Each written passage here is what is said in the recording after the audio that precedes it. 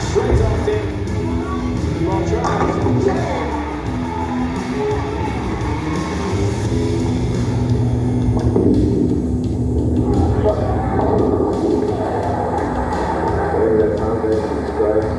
Jaros. This is something that I've been working for a long time, and it's going to take a little while to sink in.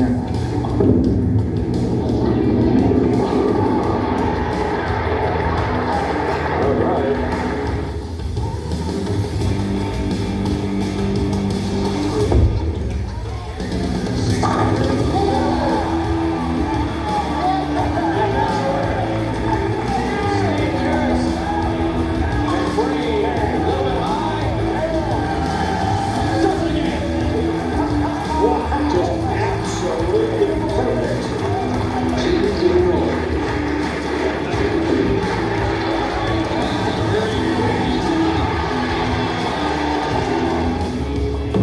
Six-time titleist.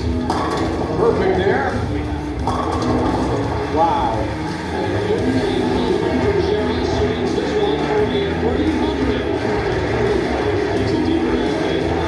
Let's just watch.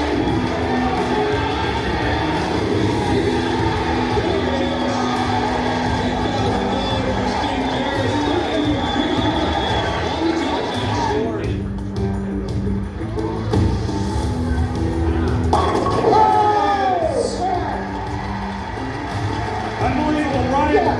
Just needs 5.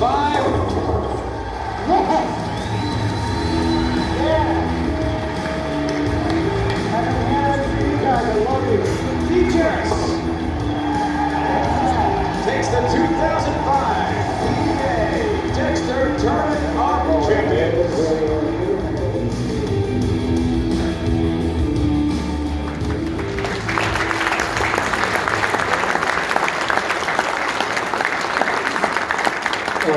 Steve is a silver fox right now, but like the old school flow and the stash. Yeah, I get it. I see where you were killing it in the old days. Introducing Steve tonight is one of his longtime friends, the best man at his wedding. Love this. Art McGee is going to come up here in a moment. And Steve first met Art when they worked together for the PBA Player Services, drilling balls back in the truck. Continued that friendship when Art transitioned to being a bowl rep for Brunswick. They've spent countless hours together on and off the lane. So please welcome Art McGee. Art.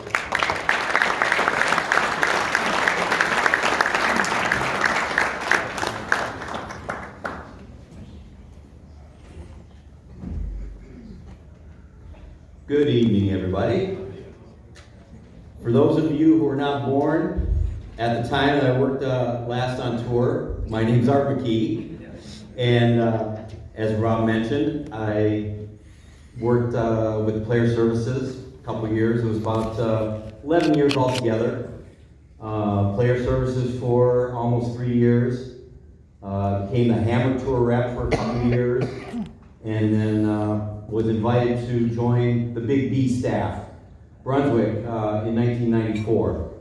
And really it was, for someone who loved bowling, but couldn't bowl his way out of the box, it was the greatest job that you could have, seriously. I got to be around all my idols and heroes, and I got to work with them on a daily basis and become friends. And it really was quite amazing. The Brunswick days were great, and some of the guys that, in fact, there was, I was counting them up, of the guys that I worked with during the time that I was with the Brunswick staff, there's 12 Hall of Famers of those guys that I worked with, and Steve will be the 13th. And a few of them are here tonight. I'd just like to mention real quick, Chris Barnes, and Leto, back here, Parker. Parker and I had the pleasure of doing a little bit of extra traveling stuff for Brunswick a few times, and it was always enjoyable. Especially when we were spending $800 of Brunswick's money on some shabu-shabu in Japan. And of course, the father of the Brunswick staff, Johnny Petraglia, who I'm so happy I wasn't expecting to see tonight. Walter Ray Williams Jr. as well. it just was an amazing time. We had some amazing bowlers that I worked with, and we were very successful getting guys on the show and getting wins. So Steve was invited to join the Brunswick staff shortly after I joined. Maybe it was the next year, I don't remember, but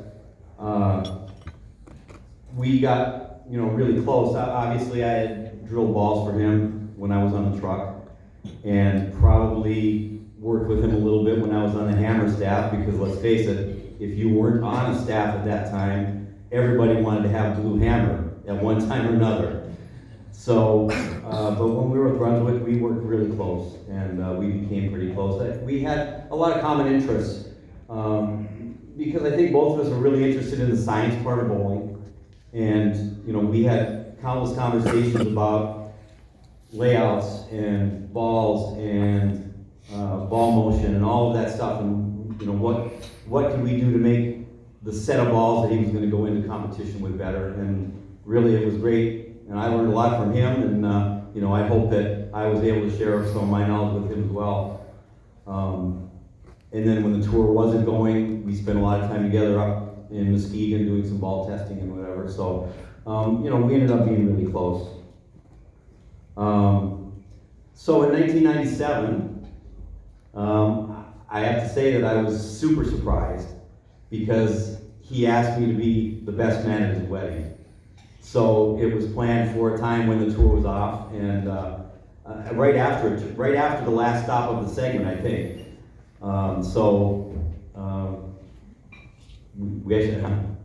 We did it, and it was a great celebration and a great party, and it was such an honor to be a part of that.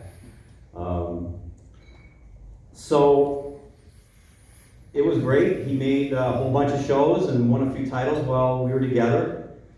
And so then 1999 comes along, and in February we go to a new center that we hadn't gone to before, down in Chattanooga. And it was really a great week. People there are awesome, and we ended up getting 3 guys on the show. So obviously a very good week for us, and Parker was leading, so we had 50-50 chance of getting a win as well. Now, of course, the guy that was second always seemed to mess up some of our promising shows, and that's Jason Couch. He took a lot of titles away from us, for sure. He was always tough on TV.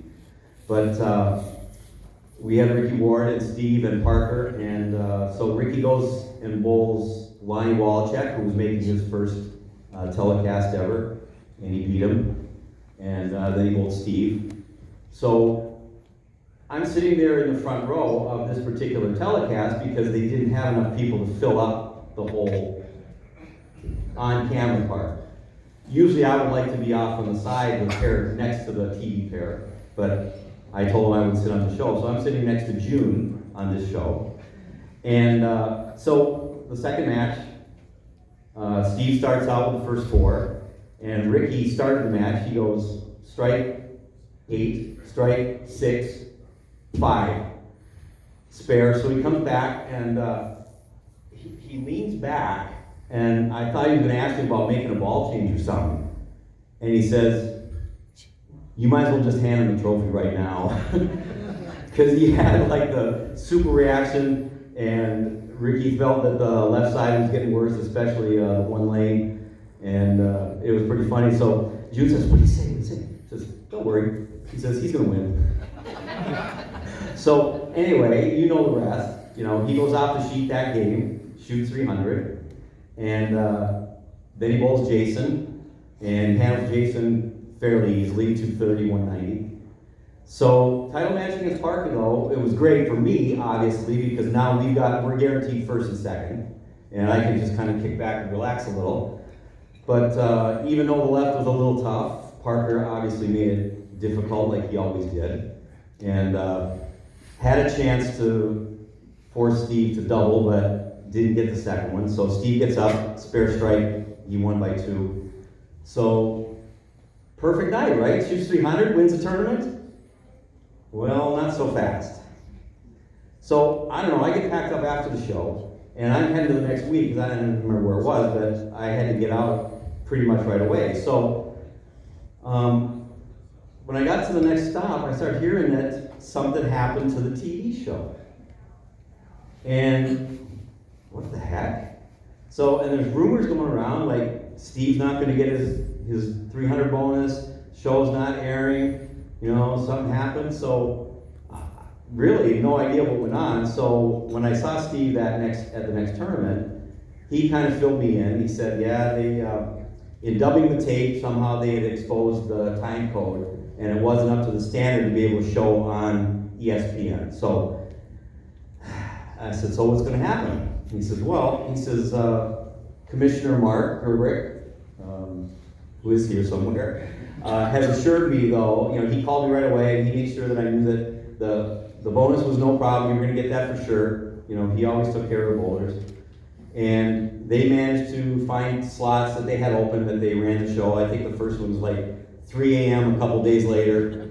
But then they ran it a few times. So it got on and enough people got to see it. So it all worked out great. So I'm sitting there talking to Steve about it, and I said, it's awesome, right? I mean, everything worked out perfect. And he's sitting there with kind of like a straight face. And I'm going, what? What's up? He says, well, if this had to happen, why didn't they screw up the tape that I bowled 128?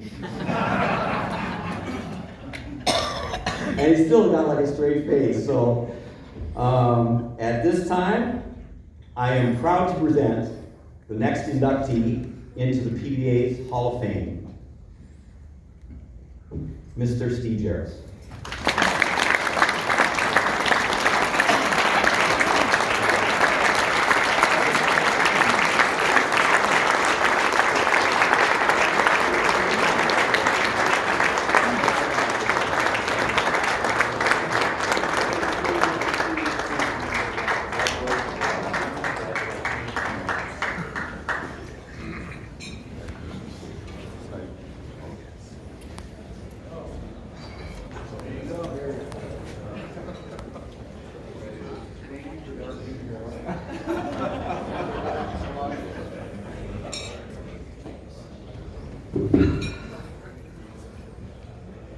Well, it looks a lot different up here. I'll tell you that.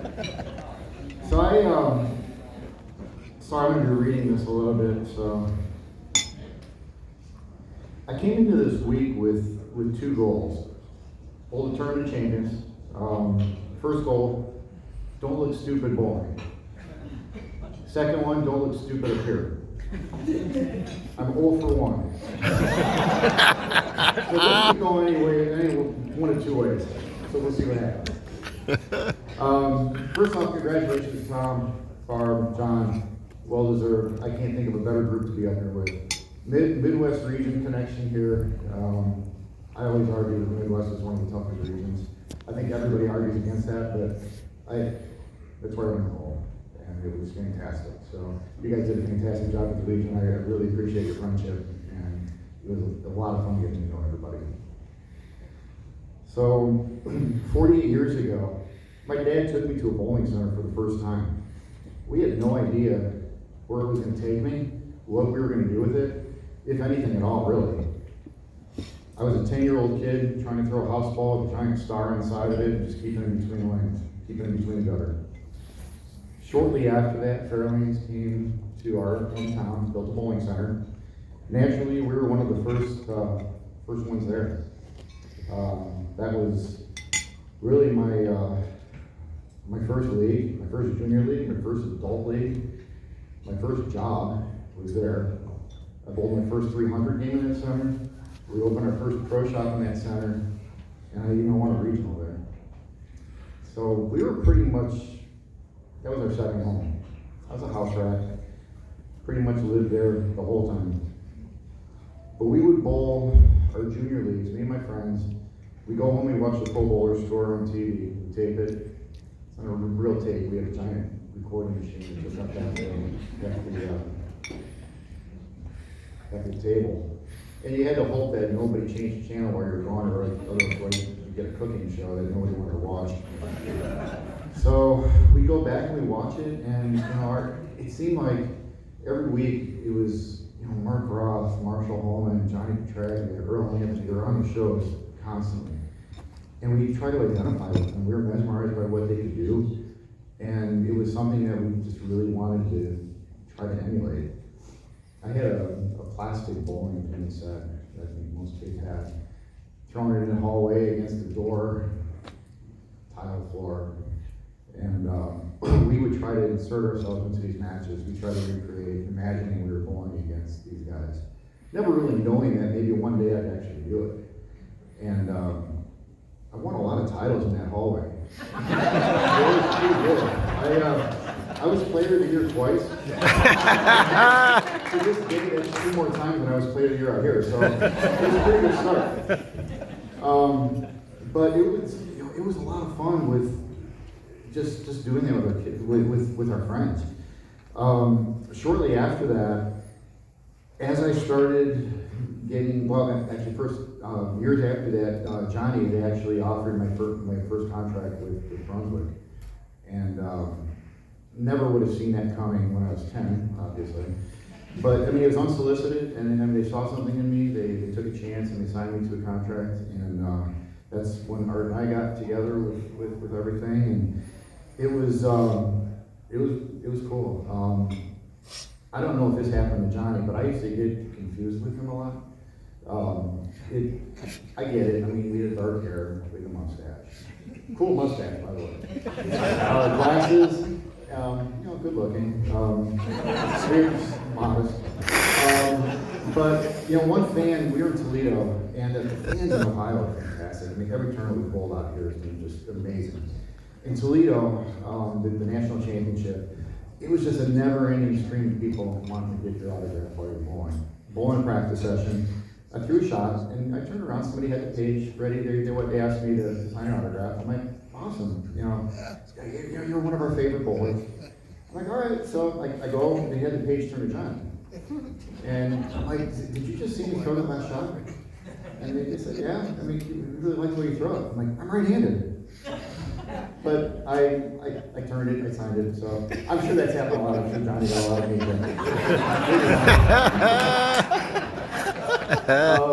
But I'll always appreciate the friendship that we had and what he had done for me to help me get started.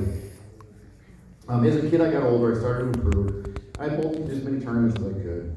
This made my parents really happy, and they got to watch me try to pursue a dream that I had, and maybe try to become one of the players on TV. And deep down inside, they knew that they never had to fix that door again, and they never had to fix that hallway. So that gave them a little bit more happiness, maybe. They got the revenge on me, though. They remodeled, they put carpet down, they put too much.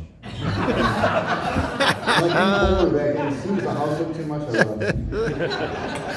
So there weren't that many junior tournaments to bowl back then as there are now. Like, the scholarship opportunities right now are fantastic. And it's really helping the kids prepare to become better players faster. It accelerates their learning curve. And they come out and they're ready to go. And we didn't have as many of those opportunities.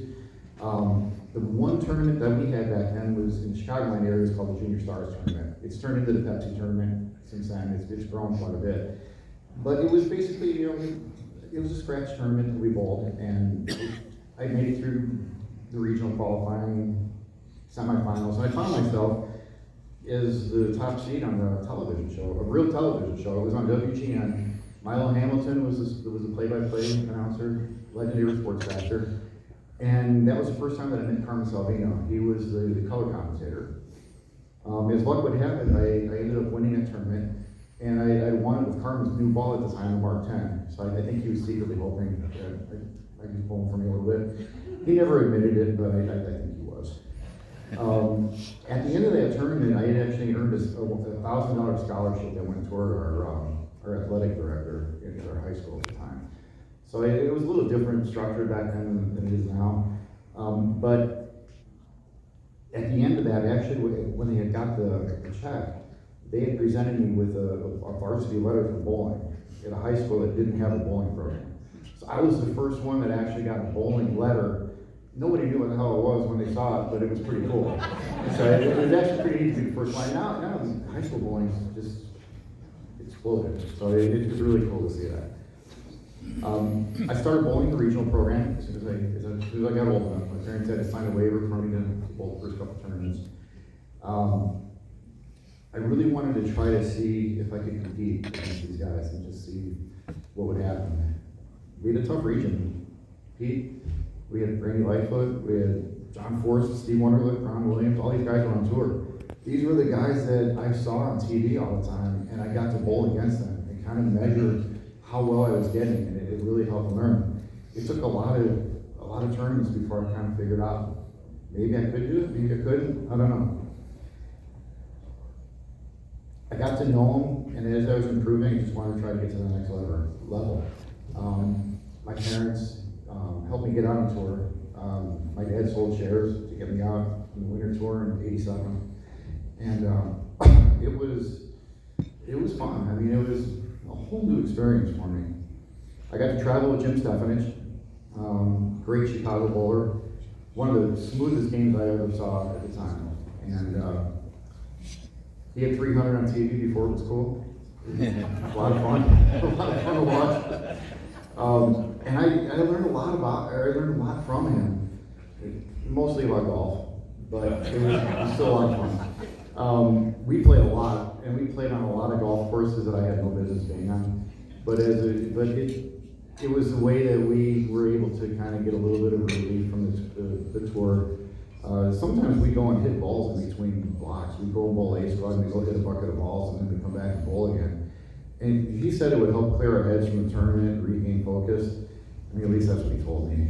But I did learn a lot about bowling from him too. We did work a lot off the lanes at home. And he knew everybody, so it was pretty cool being out there as a 20-some-year-old kid and not really knowing the ropes yet. You know, we'd be sitting at the coffee shop at the showboat. Marshall Holm would come up and sit down with us, and I'd just watch him bowl on TV. And it kind of helped break the ice a little bit. And it was so cool to be able to see that and see the camaraderie that he had. And still, again, not knowing that maybe I was going to continue this. And I didn't bowl great my first year. I did make a few cuts. I cashed a few times. I was able to stay out. In the middle of my second year, my dad got sick. He had lymphoma. And it didn't look good for a while, and we weren't sure what was going to happen. He went through a pretty rough run of chemo, and they actually got him into remission, which was something we never really expected. They actually gave him a clean bill of health, and at the time we thought we were kind of out of the woods. He always had a dream to own his own business, and we decided to get him into a pro shop together. So I cut back a little bit on bowling. I've been working with John Forrest in the pro shop, at his pro shop part-time. So I was able to cut back a little bit. We were able to start the pro shop. And it was great to be able to see my dad happy doing something that he wanted to do. We were doing it together. And after everything he did for me to help me do the same, it was a lot of fun to do that together. Unfortunately, he had a relapse, and it was a little bit too much for him. And he ended up losing the fight. And we were able to keep it going in his memory. My mom helped me keep it open. The two of them are my greatest supporters all the time. She was at a lot of the shows, and she sat next to June, keeping her calm and kept each other calm. So we kept the shop open for quite a while. We kept his legacy going, and unfortunately, not long ago we lost her too. So I know they're looking down. I know they know. During that time, I got a chance to start working with Carmen. Great friendship. He was always working on something. His chemistry was fantastic. I mean, he had so many different things going at so many different times. And he was looking for somebody to help test some of the new cover stocks. I was still competing on tour, but I was still home and was able to help. I had time to do it. In exchange for all the drilling and the testing that we were doing, he offered to help coach me and kind of help me get a little bit better at the game. He thought it was better to have me at the top of my game as we were testing the cover stocks to make sure that we get an accurate read on what the balls were doing. And it helped me become a better player, helped me understand the game better. And all of those tools helped me get to my first show and my first title. And I'll always remember that, and I'll always remember the work that we did together. And I'm always thankful of that. The high power came out shortly after that, and I think I was the only one that made a show with that ball. And it was a lot of fun. So we had a good time, so I definitely have to give a shout out to Carmen on that. Shortly after that, we moved our pro shop to Foxborough in Downers Grove. Tom Sims was the owner of the center, and he had a lot of good players he sponsored on tour. John Forrest, Rick Sajak, just to name a couple of them. And he became my sponsor pretty much for the rest of the time that I was on tour. Had the pro shop there for most of the time, and having a center that supported both me and the competitive bowling and let me do what I needed to do was a big step in helping me succeed. And I'm always going to be thankful for that opportunity and friendship that we had. While we were on tour, I met John Jowdy. We got to work together a little bit, and it was just by chance. I mean, players, when they didn't make the cut, they ended up, you know, we would bowl maybe between match play just to try to get sharp. And he came up to me and he offered a couple of things, and we started working on some things. And that's when he really changed my follow through, and he started changing the way I looked at my game. And those changes seemed to help me see the lane better, and I started to make more cuts, and I started to win more. And I'm grateful for that time that we had working and that we spent together. He didn't have to come up to me and start talking. I mean, it seemed like it was only a short time before that I was begging him for a comp slip for a ball that I drove. And I had to make 2 finals before I got it. So it was a lot different back then. But it was great to work with him. We were sitting home not long ago, just kind of watching some YouTube videos, and some of my old shows came up. And you know how these, you put one cat video on, and all of a sudden bowling on. So, it was great. And a couple of things stood out. The first, my hair was way darker. And that mustache was cool, right? I keep threatening to bring it back, but I'm getting pushed back on that, so I don't know. But another thing, man, look at all the players that I bowled against and all the players that were on the shows I was on, and I started thinking, it's like, I really lost a lot on TV. It was hard to win. And I'm really grateful that I was able to put together consistent years and keep fighting to make the shows enough to be consistent and start learning to win. It's definitely a learning process, and I was fortunate to be one of the players that had good success out there. We had a lot of great people that supported the tour while I was out there. Larry Lickstein and Billy Hall were great out on the truck.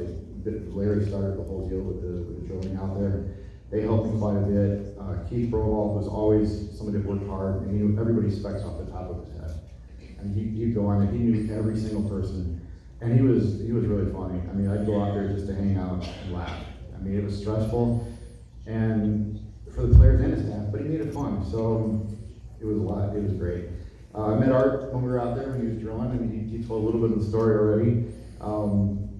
We had a great relationship, and he not only helped me perform as well as he could, but he kept June calm while I was bowling. That was a full-time job in itself, because it was hard out there when you have no control over what we're doing. And he was really good for both of us. He might have helped June a little bit more than me. No, actually, he helped me a lot. Phil Cardinale has always been good to me. They're really generous. I've had a great time working with him. Mo Pennell was always an influence on me as well. We miss him. Chris Schlemmer is another player, another tour rep that I got a chance to work with quite a bit. And he's also one of the hardest working guys out there. And he had a big part in the strategy that we did when I actually won a tournament champions, because there was a lot of stuff going on, and it was a weird format, and we managed to get through it. So a lot of the stuff that he did, that really helped me bridge the gap there. He's got really good out for ball reaction. He had a great idea for motions and layouts, and we always had time to talk about things. And I realized how good he was when I made the show at the Masters in Milwaukee at Miller Park. I drilled a couple of balls, and we had to do some pre-show interviews with Randy and the few guys up. And that was his first show, pre-handball, thankfully. Sorry. After I got done on the lanes for practice, I told Schlemm that I had to work out the balls before we could get out to the practice pairs. And he's like, they're done. I'm like, well, I know, I have to work them out. He's like, no, I brought them down to the lanes. And I'm like, all right, how's this going to go? And he grabbed the ball out of my bag and he copied the double. He got the oval right where I needed it, and I couldn't tell the difference. I mean, it actually probably felt better than some of the balls I was already throwing. That's how good he was. He paid attention to every detail of the players he worked with. And even though I didn't win that day, that was probably the best performance I ever had on TV that day. And it was a lot of fun to work together. My wife June, the biggest supporter, and it was so much fun to have her on my side for all of it. 2 days after we got married, we were off to the Japan Cup. And 12-hour flight, whatever it was over there. It was a busy 2 weeks of bowling, and the people of Japan were so respectful of the players. Anybody that's been to that country, the bowlers, knows this. And when they found out that we were newlyweds, they went out of their way to make it special, and that was so much fun. She's always there to support me and listen to me complain about my cannon strike. Why does everyone else carry? How come I can't play that part of the lane? Why am I missing spares? All right, that was this week. But a lot of it during the year too. It's a new game out here, and what the players do is so impressive, and it was so cool to have a front row seat to it, and it reminds me that I don't need to be out here every week. But it was a lot of fun. But she's so patient, unselfish, and I love her very much. And it's been a great ride. We made a lot of friends out there. We were part of the motorhome group, trailer trash. But it was a great community. I mean, we all hung out together. We'd have cookouts outside. The kids played together. And my kids, Evan and Hannah, are here tonight. And they were really young when I was making a lot of shows. But it's cool that they were out there while I was at my peak. And they've got some great memories and stories. The Six Flags event was a lot of fun.